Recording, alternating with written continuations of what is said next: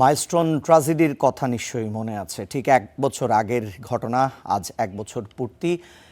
বিমান দুর্ঘটনায় হতাহতদের স্মরণে ২ দিনের শোক ও স্মরণ কর্মসূচি পালন করছে মাইলস্টোন স্কুল ও কলেজ। সেখানে আছেন সহকর্মী মৌমিতা মৌ। আমরা সরাসরি তার সঙ্গে যুক্ত হচ্ছি। মৌমিতা, ঠিক এই মুহূর্তে এবং আজ সারাদিন কি ধরনের আয়োজন সেখানে থাকছে, কি বলছেন স্বজনেরা, এসে জানাবেন।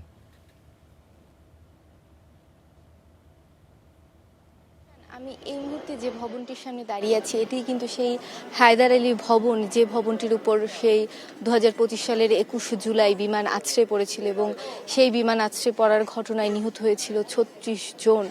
এই স্কুলের প্রাইমারি শাখার ২৮টি কোমলমতি শিশু, ৩ জন অভিভাবক, ৩ জন শিক্ষক, একজন আয়া এবং সেই বিমানটি যিনি উড্ডয়ন করেছিলেন সেই পাইলট সহ ৩৬ জন নিহত হয়েছিলেন সেদিন।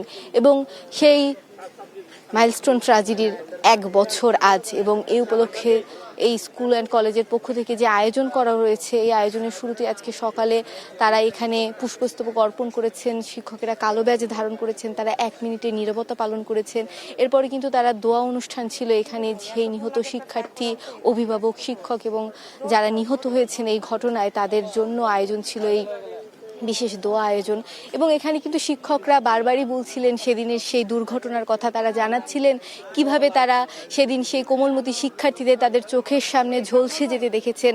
এখনও তারা তাদের যে আহত শিক্ষার্থী যারা রয়েছেন তাদের কথা জানাচ্ছিলেন, যে এখনও সেদিনের সেই বিভীষিকাময় স্মৃতি বহন করে যাচ্ছেন এই স্কুল অ্যান্ড কলেজের শিক্ষক শিক্ষার্থীরা।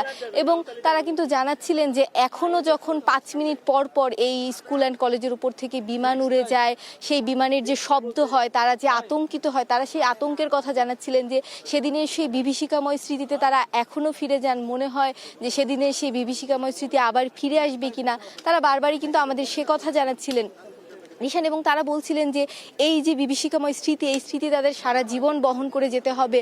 এবং তারা চাচ্ছেন যে রাষ্ট্রের কাছে তাদের দাবি যে এই স্মৃতি যেন তাদের আর বহন করতে না হয়, অন্য কোনো স্কুল কলেজে যেন এই স্মৃতি আর কোনো শিক্ষার্থীকে বহন করতে না হয়, কোনো শিক্ষককে যেন তার চোখের সামনে আর কোনো শিক্ষার্থীকে ঝলসে যেতে না হয়।